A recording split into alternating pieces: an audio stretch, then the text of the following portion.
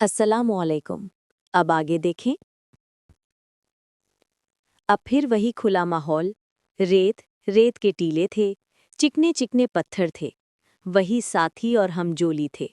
मोहम्मद सल्लल्लाहु अलैहि वसल्लम फिर उसी तरह पत्थरों से खेलते, रेत पर उठते और बच्चों के साथ इधर से उधर दौड़ते फिरते। मोहम्मद सल्लल्लाहु अलैहि वसल्लम अब 5 साल के हो गए। हलीमा से जुदाई की घड़ी फिर आ पहुंची। मोहम्मद सल्लल्लाहु अलैहि वसल्लम से हलीमा को बेहद प्यार था। वे सचमुच उनकी आंखों की ठंडक थे, उनके दिल का चैन थे। मोहम्मद सल्लल्लाहु अलैहि वसल्लम को भी हलीमा से बड़ा लगाव था। नबी बनने के बाद भी जब वे आपके पास आईं तो आप मेरी माँ कहकर लिपट गए। हलीमा के लिए मोहम्मद सल्लल्लाहु अलैहि वसल्लम की जुदाई दिल दहलाने वाली थी, लेकिन करती भी क्या कि अब घर पहुंचाना जरूरी था और ज्यादा रोकना मुमकिन न था। एक दूसरी वजह भी थी जिसकी वजह से हलीमा ने और जल्दी की। एक दिन वे बैठी हुई थी, साथ में मोहम्मद सल्लल्लाहु अलैहि वसल्लम थे। इतने में हबशा के कुछ ईसाइयों का गुजर हुआ। बच्चे पर नजर पड़ते ही ठहर गए, करीब आए और उसे बड़े गौर से देखने लगे। एक एक चीज की जांच करने लगे। हलीमा से पूछा भी, कैसा बच्चा है ये? फिर वे आपस में बातें करने लगे। इस बच्चे को ले लें, इसको अपने यहाँ ले चलें। यकीनन ये बच्चा एक महान पुरुष होगा। हम खूब जानते हैं ये क्या बनेगा। हलीमा उनका मतलब समझ गईं, उनके इरादों को भांप गईं, उनकी बातों से घबरा उठीं। डरें कहीं सचमुच इसे छीन न ले, मौका पाकर उचक न ले जाएं या कोई नुकसान न पहुंचा दे। नगर बचाकर भाग खड़ी हुईं और बच्चे को लेकर गायब हो गईं।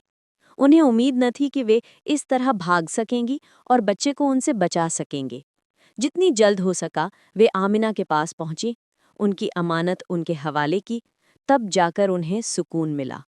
अब माँ की ममता थी और दादा की सरपरस्ती। दोनों मोहम्मद सल्लल्लाहु अलैहि वसल्लम से बहुत प्यार करते, हमेशा अपनी निगाहों के सामने रखते, हर तरह से उनका ख्याल रखते। वे 6 साल के हो गए तो माँ का जी चाहा कि चलकर शौहर की कब्र देख लें। अतः मदीना के लिए रवाना हो गई। मोहम्मद सल्लल्लाहु अलैहि वसल्लम को भी लेती गईं। शौहर की एक दासी थीं, उम्मे अयमन, वो भी सफ़र में साथ थीं। वहाँ एक मशहूर ख़ानदान था, बनी नज्जार। मोहम्मद सल्लल्लाहु अलैहि वसल्लम के दादा का ननिहाल उसी ख़ानदान में था। आमना जाकर वहीं ठहरीं।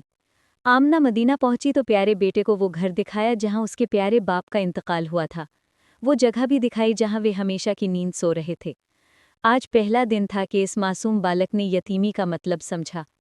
आज पहला मौका था कि उसके हृदय दर्पण पर दुख और गम का अक्स पड़ा। वहाँ 1 महीना बिताकर आमना ने घर लौटने का इरादा किया और मोहम्मद सल्लल्लाहु अलैहि वसल्लम को लेकर मक्का के लिए रवाना हो गई। शौहर की तरह आमना भी रास्ते में बीमार हो गई। मक्का और मदीना के बीच में एक गांव है अबवा। वहाँ पहुंची तो हालात नाजुक हो गईं और फिर संभल न सकीं। उनके प्राण पखेरु उड़ गए और वहीं उनकी कब्र बनी। अब्दुल्लाह का इंतकाल भी तो परदेस में ही हुआ था और दफन भी इसी तरह हुए, कौम और वतन से बहुत दूर। आप यतीम थे, बाप के साए से महरूम थे। अभी इस यतीमी का एहसास हुआ ही था कि माँ भी चल बसी। बाप की कब्र देखी ही थी कि माँ की भी कब्र तैयार हो गई। अब आप अकेले रह गए। माँ साथ थीं, तब भी आपको यतीमी का दुख था। भला दिल पर क्या बीती होगी जबकि ये सहारा भी दूर गया। गम पर गम, एक से बढ़कर दूसरा। उम्मे अयमन आपको अपने साथ घर लाईं। मक्का पहुंचे तो आप दुखी थे। आज आमिना के लाल की हालत देखी नहीं जा रही थी। इस दुखद घटना का अब्दुल मुत्तलिब पर बड़ा असर पड़ा। अब वे उनकी सीने में माँ की ममता और बाप का प्यार मोहम्मद सल्लल्लाहु अलैहि वसल्लम के लिए उमड़ पड़ा। अब वे उन पर बेहद मेहरबान हो गए। पहले से अधिक मानने लगे, बड़ा प्रेम प्रकट करते, दया और कृपा की वर्षा करते, क्षण उनका ख्याल रखते, हर तरह से तसल्ली देते, खुद अपने आप से और अपनी औलाद से बढ़कर उनकी फिक्र रखते। अब्दुल मुत्तलिब कुरैश के सरदार थे। काबा की छांव तले अपनी गद्दी पर बैठते तो बेटे आदर सम्मान में गद्दी से जरा दूर बैठते थे। लेकिन मोहम्मद सल्लल्लाहु अलैहि वसल्लम आ जाते तो उन्हें अपने पास बुलाते, अपनी गद्दी पर बिठाते और प्यार से पीठ सहलाते। लेकिन अफसोस, अब्दुल मुत्तलिब भी ज्यादा दिन न ठहरे। मोहम्मद सल्लल्लाहु अलैहि वसल्लम अभी 8 साल के हुए थे कि दादा भी चल बसे। दादा की मौत पर उनको बड़ा दुख हुआ। वैसा ही दुख जैसा इससे पहले माँ बाप की मौत पर हुआ था। नहीं, दादा का गम माँ बाप से भी बढ़कर था। अब वे कुछ समझदार हो चुके थे, सोचने समझने की ताकत पैदा हो रही थी। भावों और भावनाओं में व्यापकता और गहराई आ रही थी। अनुग्रह और प्रेम की हकीकत को समझने लगे थे। एहसान और मेहरबानियों का मूल्य पहचानने लगे थे। स्वभावतः महरूम का एहसास भी उतना ही अधिक था। छिन जाने का गम भी उतना ही गहरा था।